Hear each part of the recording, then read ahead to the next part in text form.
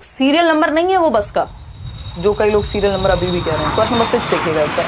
Question number 6 क्या है? When asked to numerically represent the number 402। ये क्वेश्चन हर बार आता है पेडागोजी में, बस थोड़ा सा घुमा फिरा करके पूछ लेता है। ठीक है जी। अगर हम बात करें 402 लिखने को कहा गया बच्चे को, है ना, कक्षा 5 के एक विद्यार्थी को जब 402 लिखने को कहा गया तो वह 4002 लिख देता है ना, 4002 लिख देता है। उसी प्रकार 608 लिखने को कहा गया तो 6008 लिख देता है, एक जीरो एक्स्ट्रा चल रही है। ठीक है ना। इस भ्रांति का सर्वाधिक उपयुक्त स्पष्टीकरण क्या है? ये जो मिसकॉन्सेप्शन बन गया है बच्चे के दिमाग में, इसको कैसे ठीक करें? हम सबने बचपन में ये गलतियां की हैं भाई। पेडागोजी आपको पढ़ के समझना है कि बच्चे को सिखाना कैसे है। पहला ऑप्शन है the child is simply careless. बच्चे में कमी नहीं ढूंढनी होती, पहली बात ये। हमारे मेथड में कुछ कमी रही होगी या किसी कॉन्सेप्ट में कोई कमी रही है, इसका मतलब ये नहीं है कि बच्चे में कमी रही है। हर एक बच्चा क्रिएटिव है, क्यूरियस है और क्या है, एबिलिटी टू लर्न के साथ जन्म लेता है। ये चाइल्ड सेंटर्ड एजुकेशन जो आपकी बाल केंद्रित शिक्षा है वो मानती है, कंस्ट्रक्टिविस्ट अप्रोच भी इसी को मानेगी, रचनावादी भी। तो ये तो गलत हो गया। The child is simply writing the number as he she hears it. उसको जैसा सुन रहा है वैसा वो लिख रहा है। अब 402 सुन रहा है और 4008 लिख रहा है या 4002 लिख रहा है, तो ये तो सेंस नहीं बना, है ना। द चाइल्ड हैज, इसका मतलब है कहीं ना कहीं कॉन्सेप्चुअल अंडरस्टैंडिंग में प्रॉब्लम है। The child has not fully understood the place value system. हमेशा ये क्वेश्चन घुमा फिरा के आपको देखने को मिलता है कि क्या गड़बड़ है भाई, प्लेस वैल्यू नहीं समझ पा रहा है बच्चा, कि इकाई धाई जो आपका जो 1 10 100 1000 जिसको हम बोलते हैं, इकाई धाई सैकड़ा हजार 10,000, वो वाला कॉन्सेप्ट जो प्लेस वैल्यू का कॉन्सेप्ट है वो नहीं समझ पा रहा बच्चा। तो हम ये कहेंगे साधारणतः बच्चा वही लिखता है, वो तो गलत बात होगी। बच्चे को स्थानीय मान प्रणाली की पूर्ण समझ नहीं है, अभी वो क्लियर नहीं हो पा रहा इस कॉन्सेप्ट को लेकर के, जो प्लेस वैल्यू का कॉन्सेप्ट है कि प्लेस वैल्यू से सारी कहानी बदल जाएगी। जो चीज 402 थी, एक जीरो एक्स्ट्रा लगते ही वो 4002 बन गई। तो ये प्लेस वैल्यू के कॉन्सेप्ट में बच्चों को दिक्कत है, इसलिए मिसकॉन्सेप्शन हो रहा है। फिर भी डी ऑप्शन चेक करेंगे। The child lakhs intelligence and mathematical knowledge. बच्चे में तो बुद्धि की ही कमी है। अब ये सेंसलेस बात हो गई। एज अ टीचर आपको ऐसी बात कभी नहीं करनी कि बच्चे में तो बुद्धि की कमी है, गणितीय ज्ञान की कमी है। अरे ये सब गलतियां, एरर्स जो हैं, पार्ट ऑफ लर्निंग है। त्रुटियां होना साधारण सी बात है, सामान्य सी बात है, प्राकृतिक सी बात है। अगर मैं कहूं गलतियां, कोई कभी गलती ही नहीं करता हो तो वो थोड़ा प्रॉब्लमेटिक बात है। तो यहां स्थानीय मान की समझ में उसको कंफ्यूजन है, कॉन्सेप्ट अभी क्लियर नहीं है। C option is the right answer. Question number 7 देखिएगा एक बार, ये क्या पूछता है। क्वेश्चन नंबर 7 कहता है a teacher gives the formula to find the area of a rectangle. भाई रेक्टेंगल आयती बोलते हैं ना हिंदी में, तो एक रेक्टेंगल का एरिया फाइंड आउट करने को टीचर ने कहा है, एक फॉर्मूला बताया है। ठीक है ना। Ask the children to find the area of different rectangular cutouts the teacher is using. एक क्वेश्चन इस तरह का भी आता है, ऑफलाइन में भी आता था, ऑनलाइन में भी आता है। बेसिकली क्या होता है कि आपको याद होगा 2018 में एक क्वेश्चन आया था कि एक टीचर ने राइट एंगल ट्राइंगल के 4 शीट्स बांट दी बच्चों में, यानी पहले क्या उदाहरण पेश किया, बाद में रूल की तरफ गए हैं, है ना। किशन चौहान बहुत बढ़िया, बताइए एक बार फटाफट से। तो हम यहाँ पे क्या हुआ है, पहले एक टीचर ने फॉर्मूला दे दिया सीधा सीधा, हमारे लिए इजी हो गया, है ना। a प्लस बी का होल स्क्वायर, या रेक्टेंगल की बात कर रहे हैं l इंटू बी बता दिया, या वॉटेवर जो भी एरिया के बारे में, कुछ भी हो सकता था। लेकिन मुद्दा क्या है यहाँ पे, गणित नहीं पूछा आपसे पूछा क्षेत्रफल का फॉर्मूला पहले बता दिया, और अब बच्चों को बाद में उसको अप्लाई करके अलग अलग रेक्टेंगुलर शेप्स का एरिया निकालने को कहा गया है। फॉर्मूला से हम एग्जाम्पल की तरफ जा रहे हैं, रूल से एग्जाम्पल जा रहे हैं। फॉर्मूला क्या होता है, एक रूल होता है जो सभी के लिए सेम होगा। रूल टू एग्जाम्पल जाना डिडक्टिव मेथड कहलाता है, यानी निगमनात्मक विधि कहलाती है ना। ये कोई ऑब्जर्वेशन मेथड नहीं है, लेबोरेटरी मेथड नहीं है, या तो ये इंडक्टिव होता है या तो ये डिडक्टिव होता। तो ये डिडक्टिव मेथड है क्योंकि रूल टू एग्जाम्पल गए। यही अगर एग्जाम्पल पहले दिया होता टीचर ने, बहुत सारे रेक्टेंगुलर दिखाए होते, फिर बताया होता इनमें क्या समानताएं हैं, फिर फॉर्मूले तक पहुंचते। यानी पहले हमने परिभाषा नहीं बताई संज्ञा की, यहाँ पे पहले परिभाषा बता दी, बाद में उदाहरण बताए। अगर पहले उदाहरण बता देते, बाद में परिभाषा तक जाते, तो वो इंडक्टिव मेथड हो जाता। तो यहाँ पे सिंपली लिख सकते हो, इंडक्टिव मेथड बोले तो एग्जाम्पल टू रूल, उदाहरण से नियम की ओर जाना। वहीं अगर हम डिडक्टिव की बात कर रहे हैं तो यहाँ रूल टू एग्जाम्पल जाना, यानी नियम से उदाहरण की ओर जाना। इसमें गलती कर देते हैं, जबकि ये इतना आसान क्वेश्चन है। ठीक है ना। तो ये बेसिक बात हमें ध्यान में रखनी है। 2 मिनट लेकर के हम इसको थोड़ा सा समझ भी लेते हैं। इंडक्टिव और डिडक्टिव कहीं भी पूछा जा सकता है। ये दोनों अप्रोचेस देने का जो श्रेय है एक्चुअल में वो जाता है अरस्तु को, यानी एरिस्टोटल को। ठीक है ना, एक यूनानी दार्शनिक। इंडक्टिव रीजनिंग या डिडक्टिव रीजनिंग या मेथड के नाम से हम बाद में जानते हैं। ठीक है, इसमें मैंने शायद एक बहुत पुरानी वीडियो आपको मिल जाएगी व्हाइट बोर्ड वाली। डिडक्टिव मेथड, निगमनात्मक विधि, ये हर सब्जेक्ट में यूज हो जाती है, चाहे आप ग्रामर पढ़ रहे हो, व्याकरण यानी कि, चाहे आप कोई और सब्जेक्ट पढ़ रहे हो, ठीक है ना। तो यहां पे हम इसको आगमन विधि, किसको, इंडक्टिव मेथड को शांति से समझेंगे। 15 ही क्वेश्चन है आज, ज्यादा क्वेश्चन है, छोटी रहेगी क्लास क्योंकि 15 ही क्वेश्चंस का सेट करेंगे। ऐसे सेट आप 10-12 लगा लेंगे, आपकी पेडागोजी इतनी बढ़िया हो जाएगी कि आप पेपर में 15 में से 10-12 नंबर कम से कम ले आए। यदि कुछ टेढ़े मेढ़े क्वेश्चंस भी आ गए 2-3 थियरी बेस्ड, आगमन विधि और ये है आपका निगमन विधि। क्या है ये, निगमन विधि। क्लियर है बात भाई। ग्रामेटिकल चीजों में या गणित में डिडक्टिव मेथड काफी यूज होता है। तो अगर हम बात करें, यहां पहले आपने रूल बता दिया बच्चे को, क्या बताया, रूल बता दिया। रूल टू एग्जाम्पल लेकर के जाते हैं, यानी नियम से उदाहरण की ओर। संज्ञा की परिभाषा बताई और फिर उसके उदाहरण बताए, है ना। किसी वस्तु स्थान किसी व्यक्ति वस्तु स्थान के नाम को संज्ञा कहते हैं। फिर बताया आगरा क्या है, एक संज्ञा हो गई। तुम्हारा नाम क्या है, हिमांशी, संज्ञा हो गया। इसी तरह से जब आपने पहले डेफिनेशन बताई कि भाई noun is the name of a person, place और thing is known as noun, फिर बाद में आपने एग्जाम्पल दे दिए कि तुम्हारी जो फेवरेट डिश है छोले भटूरे, वो क्या है, आपकी संज्ञा का ही उदाहरण है। तो पहले नियम बताया, और यहाँ पे यही तो हुआ है, पहले फॉर्मूला बता दिया और फिर फॉर्मूला से प्रैक्टिस कराए जा रहे हैं हम, a+b का होल स्क्वायर, और फिर बहुत सारे क्वेश्चंस दे दिए। तो ये क्या हुआ, रूल टू एग्जाम्पल जाना है, ठीक। अगर हम इंडक्टिव की बात करें, छोटे बच्चों के लिए इंडक्टिव ज्यादा बेटर रहता है, बाकी डिपेंड करता है कहाँ आप कौन सी अप्रोच यूज करेंगे, वो उस चीज पे डिपेंड करेगा जो आप पढ़ा रहे हैं। दोनों का मिक्स एंड मैच भी चल सकता है। छोटे बच्चों के लिए इंडक्टिव ज्यादा बेहतर रहता है क्योंकि यहां हम उदाहरण से नियम की ओर जाते हैं। हमने बहुत सारे राइट एंगल ट्राइंगल दिखाए, ये क्वेश्चन आया था 2018 में, बहुत सारे राइट एंगल ट्राइंगल दिखाए और उसके बाद हमने बच्चों से रूल पूछा कि इनमें समानता क्या दिख रही है। ये ऐसा हो गया, अगर मैं गणित के कॉन्सेप्ट के हिसाब से बताऊं, कि आपने पहले क्या किया, 4 शीट दे दी बच्चों को जिसमें स्क्वायर बना था। स्क्वायर समझते हो, वर्ग कहते हैं स्क्वायर को। 4 पिक्चर दी या 4 पेपर दिए बच्चों को जिसमें स्क्वायर्स थे, ठीक। अब आपने कहा कि इसके बारे में तुम्हें क्या लग रहा है कि क्या समानता है इनमें, या क्या प्रॉपर्टी हो सकती है इसकी। तो बच्चे कहेंगे ये चारों की ही जो डायमेंशन है वो बराबर है, जो चारों भुजाएं हैं वो बराबर हैं वर्ग में। तो फिर हम रूल पे गए, रूल तक हम पहुंचते हैं उदाहरण से कि भाई ये जो 4 साइड्स होती हैं वो इक्वल होती हैं एक ट्राइंगल में, सॉरी वर्ग में, या जिसको हम स्क्वायर कह रहे हैं। ये ट्राइंगल की अपनी प्रॉपर्टीज होंगी। तो आपने पहले एग्जाम्पल से रूल गए। अगर आप डायरेक्ट पहले रूल बता दें कि भाई चारों भुजाएं बराबर होती हैं एक वर्ग के अंदर या एक स्क्वायर के अंदर, तो वो तुरंत डिडक्टिव बन जाएगा। क्यों, क्योंकि फॉर्मूला पहले बता दिया, ठीक है ना। तो यहां पे एग्जाम्पल टू रूल, या हम एग्जाम्पल को कहते हैं स्पेसिफिक टू जनरल, बट वो उतना बनता नहीं है। रूल टू एग्जाम्पल का मतलब है जनरल टू स्पेसिफिक, सामान्य से विशिष्ट की ओर। इतनी बेसिक बातें ध्यान रखनी है, सिंपल ये एक लाइन याद रखोगे चल जाएगा काम। आगे बढ़ेंगे क्वेश्चन नंबर 8 पर। क्वेश्चन नंबर 8 क्या कहता है भाई, समझते हैं। पेडागोजिकल क्वेश्चन है, लैंग्वेज हमेशा बड़ी होती है बट डरना नहीं है, आपने घबराना नहीं है। बताइए क्वेश्चन नंबर 8 फटाफट से। गुड इवनिंग भाई, बताओ एक बार। सब्सक्राइब करके बेल आइकॉन दबा करके रखा करो ताकि नोटिफिकेशन टाइम पे पहुंच जाए, या फिर टेलीग्राम चैनल पे भी जुड़ जाओ ताकि वहां फिर मैं कोई भी सेशन होता है उससे पहले नोटिफिकेशन आपका जाता ही है।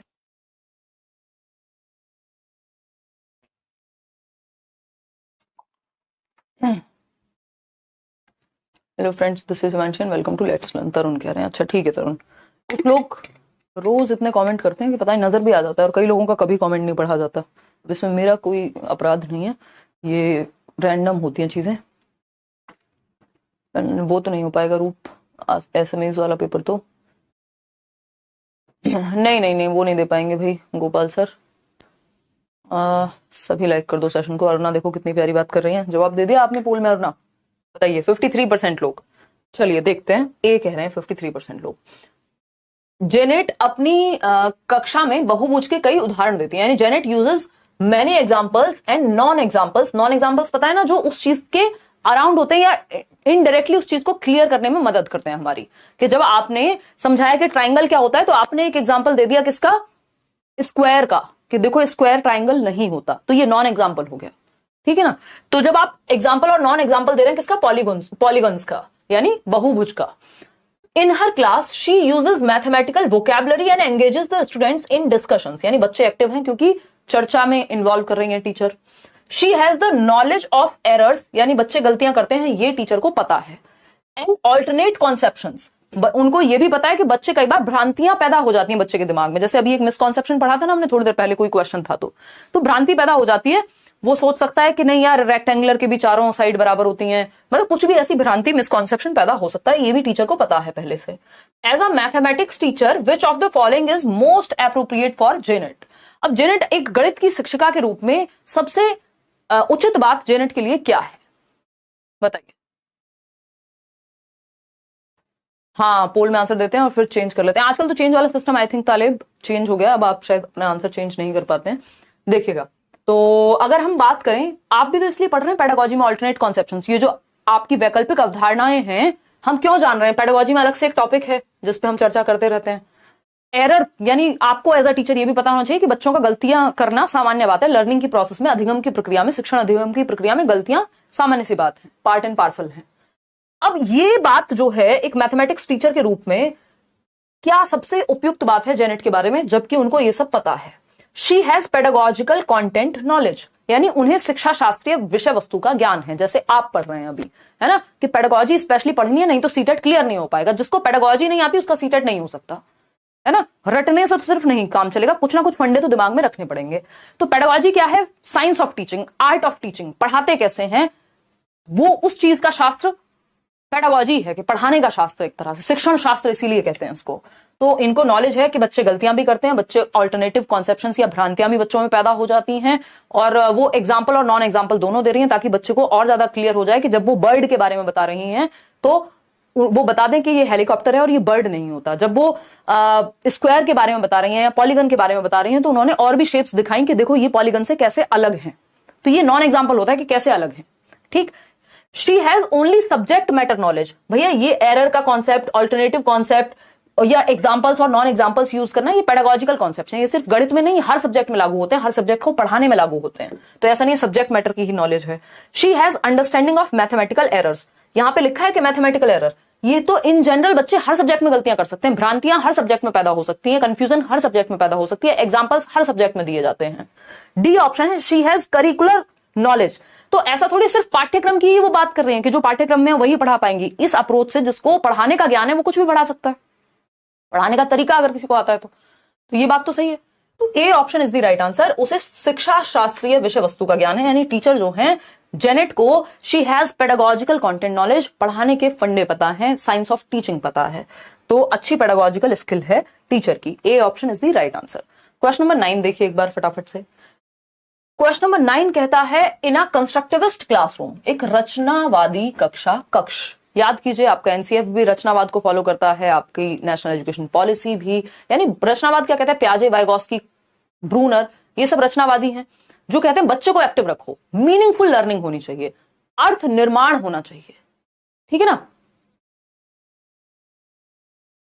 ठीक है, हाँ सही है शिवानी शर्मा, बिल्कुल।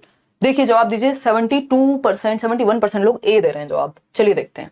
तो एक कंस्ट्रक्टिविस्ट क्लासरूम में जहां नॉलेज को कंस्ट्रक्ट किया जाएगा, बच्चे को एक्टिव रखा जाएगा। अब mathematics teacher can improve the teaching and learning process by, एक संरचनावादी कक्ष में गणित का एक शिक्षक शिक्षण एवं अधिगम प्रक्रिया में सुधार कैसे कर सकता है, बच्चों को और ज्यादा एक्टिव रख के। रिफ्लेक्टिंग ऑन क्लासरूम प्रैक्टिसेस, यानी कक्षाई प्रक्रियाओं पर मनन करके कि आज मैंने क्या पढ़ाया, क्या सही हुआ, कहां बच्चों को कंफ्यूजन हुई, अगली बार कौन सा बेहतर उदाहरण दिया जा सकता है, एग्जाम्पल कौन सा और बेटर यूज किया जा सकता है, बच्चों को ज्यादा एक्टिव कैसे रखा जा सकता है। इस चीज पे मेटाकॉग्निटिव परासंज्ञानात्मक क्षमताएं वो यूज कर रही हैं, मेटाकॉग्निटिव एबिलिटीज यूज कर रही हैं, रिव्यू कर रही हैं, प्लान कर रही हैं, रिफ्लेक्ट कर रही हैं, मेरी टीचिंग लर्निंग में क्या चेंज आना चाहिए और बेहतर कैसे बनाऊं। हर दिन का एक प्लानिंग होती है टीचर की। तो ये बात एकदम सही है कि यहाँ पे रचनात्मकता फॉलो हो रहा है क्योंकि बच्चे को सेंटर में रखा जा रहा है। Giving more questions for practice, सिर्फ अभ्यास के लिए ज्यादा प्रश्न दे देना। अब ये तो रिफ्लेक्ट करके पता चलेगा ना कि कमी कहां है या बेहतरी की जरूरत कहां है, इंप्रूवमेंट की जरूरत कहां है। अब सीधा बस प्रैक्टिस, हर चीज का इलाज प्रैक्टिस, ऐसा नहीं होता। सर का दर्द है तब भी डॉक्टर पेट दर्द की दवाई दे, हार्ट अटैक आया किसी को तो उसमें भी पेट दर्द की दवाई दी जा रही है। तो वैसी बात हो गई, हर चीज के लिए प्रैक्टिस करा दो बस। Focusing only on summative assessment, summative assessment ऐसे ये होता है जजमेंट के लिए, अंत में होगा। और टीचिंग लर्निंग प्रोसेस के एंड में जो आप सबमिटिव हाफ ईयरली या ईयरली एग्जाम देते हैं और सीधा आपको पता चल जाएगा इतने % आपने अचीव किया है। जबकि फॉर्मेटिव असेसमेंट ज्यादा बेटर है, उसमें फीडबैक मिलता है और वो during the process of teaching learning होता है।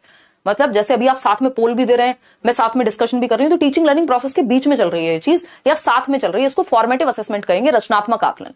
जबकि आप पेपर फाइनल देकर के आएंगे, वहां पे एक बार में ही कहानी खत्म है, समेटिव असेसमेंट है वो। तो समेटिव असेसमेंट कोई सही तरीका नहीं है, रचनावादी कक्षा कक्ष ये नहीं मानता कि लास्ट में बस नंबर में डिवाइड कर दो।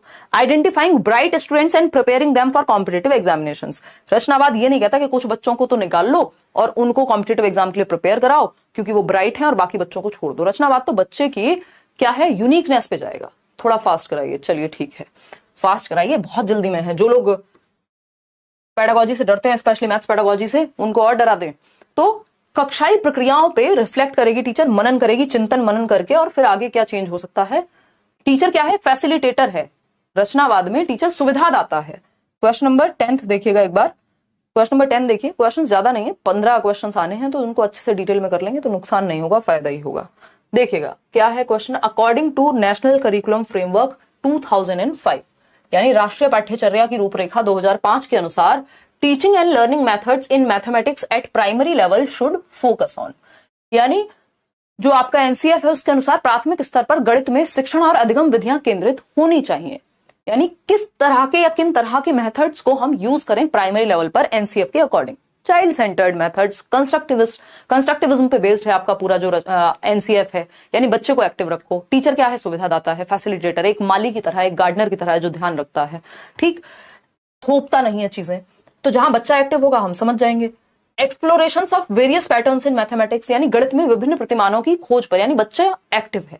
जब वो खोज करेगा, एक्सप्लोर करेगा, डिफरेंट पैटर्न्स को समझेगा, तो बच्चा एक्टिव है, बात तो सही है। Developing the skills of estimation and approximation among learners, शिक्षार्थियों में अनुमान एवं सन्निकटन के कौशलों के विकास पर ध्यान दें कि भाई अप्रोक्सीमेशन पता हो, उसको 0.5 लिखा है तो इसका मतलब ये होगा, है ना। एक बेसिक स्किल्स एस्टिमेट करने की चीजों को आ जाए गणित में, चलो जरूरी है। Informal ways of learning like games, solving puzzles, यानी जो अधिगम की अनौपचारिक विधियां हैं, यानी सिर्फ पेन पेपर पे नहीं, जो डिफरेंट तरीके से बच्चा लाइफ में सीख रहा है कि पजल सॉल्व करके, गेम खेल करके भी वो कॉन्सेप्ट सीखता है, तो बच्चा इसमें भी एक्टिव है, यहां भी एक्टिव है। रिगरस प्रॉब्लम सॉल्विंग, देखो प्रॉब्लम सॉल्विंग तक बात सही थी, वो भी प्रॉब्लम सॉल्विंग किस लेवल पे कह रहे हैं, प्राइमरी लेवल पे। अंतहीन प्रॉब्लम सॉल्विंग, बस समस्या समाधान कराओ रात और दिन, ये वैसी सी बात हो गई। रिगरस प्रॉब्लम सॉल्विंग सही उत्तर नहीं है ना। तो डी ही यहां सिर्फ नेगेटिव है, और एबीसीडी का तो वैसे भी हमारे पास ऑप्शन नहीं है, तो आंसर जो है एबीसी हो जाएगा, सिंपल। क्योंकि परिशुद्ध समस्या समाधान, यानी सिर्फ समस्या समाधान पे हार्डकोर फोकस कर रहे हैं प्राइमरी लेवल पे, जब आपको बच्चे को एक्टिव रखने पे फोकस करना है। अभी वो इतना बड़ा समस्या समाधान करता नहीं बन गया है, तो रिग्रेस नहीं लिखा होता तो एक बार को फिर भी इंक्लूड कर लेते, या फिर चारों ऑप्शंस होते, तब भी ऐसा नहीं, मुझे नहीं लगता कि ये लोग फिर रिग्रेस वर्ड अपने आप हटा देते। आपसे दुश्मनी तो है नहीं, तो C option is the right answer over here. आगे बढ़ेंगे, क्वेश्चन नंबर 11 देखिएगा। क्वेश्चन नंबर 11 देखिएगा, तो ये भी क्वेश्चंस आजकल देख रहे हैं आप, इस तरह के कॉम्बिनेशन वाले क्वेश्चन